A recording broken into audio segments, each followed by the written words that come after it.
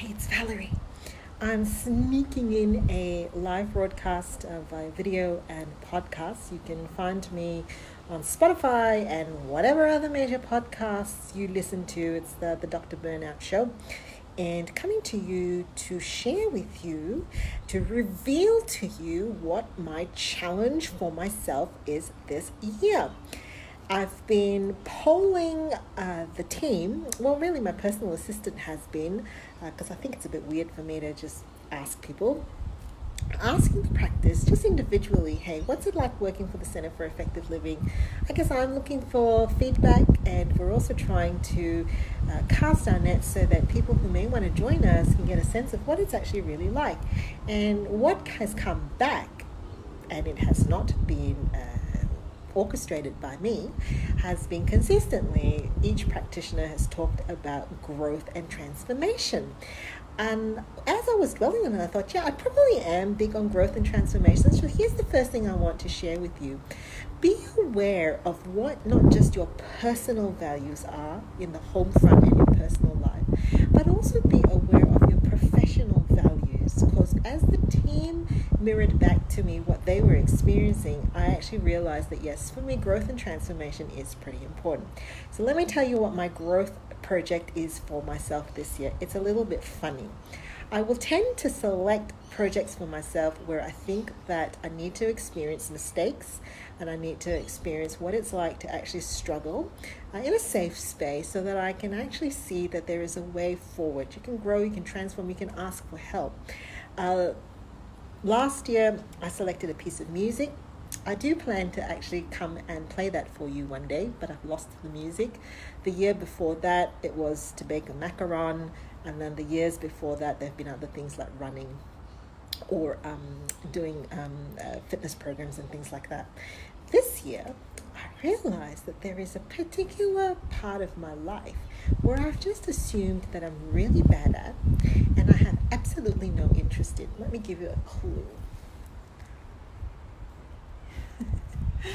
What am I showing you? Oh, can't show you that. Wow. It is the garden. I firmly believe that I cannot keep plants alive. I firmly believe that I find gardening boring. I also firmly believe that I don't like being outside. If I run at night. I just don't like being in the sun. I also don't like the idea of being in dirt and all of that stuff. And I have hay fever, and so I have usually avoided the garden. What I have noticed, however, is that when I'm speaking to people, and when they head into a certain season of life, gardening can be quite reviving. It's like one of the things that you can go outside, get some sunshine, and do some stuff in. And I thought, okay, my growth project for myself this year is going to be to confront the belief that I don't like and can't do gardening. And so I am tackling the garden. And how I'm going about this is I've set aside some time on a Saturday to actually come out when there's sun. To make it a little bit interesting for myself, though, I did go shopping. I did acquire some equipment, and because I do like data and knowledge, I have been polling individuals. So if you ask me to go into a Bunnings warehouse and ask people about seeds and plants and things like that, I could think of 1,000 things I'd rather be doing. And if you ask me to go online and Google what tree is this or what shrub is this, no thank you. I would much rather be doing something else as well. However, if you get me to go and have coffee and cake where the sum of the group is about 500 years old, now there's something you got my interest. And that's exactly what I did this Sunday.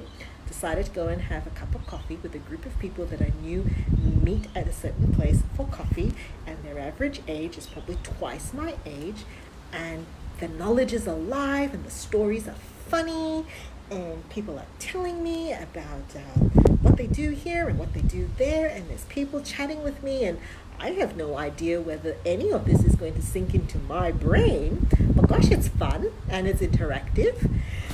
And the net result was, one of my big questions was this thing called clover. What is it? What is its purpose? Like the whole Saturday morning, this was the main thing that I was going around the garden because I needed a purpose for each plant. And I thought, this is actually kind of ridiculous, Valley. Not everything needs to have a purpose, but I think, maybe it does have a purpose. I need to know the schematics of this garden before I can do anything. And so I had to ask them, what is the purpose of clover? What category is it? Weed or plant? What is its function in the garden? Can I get rid of it? How can I get rid of it? And of course on Saturday I had none of these answers and decided that I really didn't like the look of clover. I have no idea what its purpose is, but it's really totally getting in my way because there's no symmetry or clean line that I can see. And so I said to myself, all I'm going to do is get the whippersnipper, which I've never used before, by the way, and I'm just going to whippersnip. Oh, the power I felt! I tell you, the power I felt of the whippersnipper. It's like, why have I never held this piece of machinery as I lob off the heads of the clover and I lob off the heads of all the things that are annoying me and bugging me and getting in my line of vision and making the lines of this pavement unstraight. Because it's not crooked. It's just like I just. So whippersnipper came out, lobbed off the edges, thought to myself, I like big machinery. Never knew this about myself. Never bothered to touch a lawnmower before, but gosh, I'm liking the feeling of big machines. So I'm onto the lawnmower next. Just to sense if I like the feeling of the whippersnipper lobbing off heads. Who knows what I could discover when I get that lawnmower, and maybe even a ride on one, because I'm like telling you, this could be my new thing.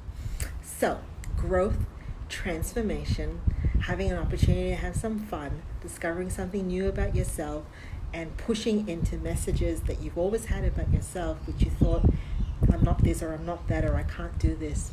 Give it a go. Love to hear what you discover.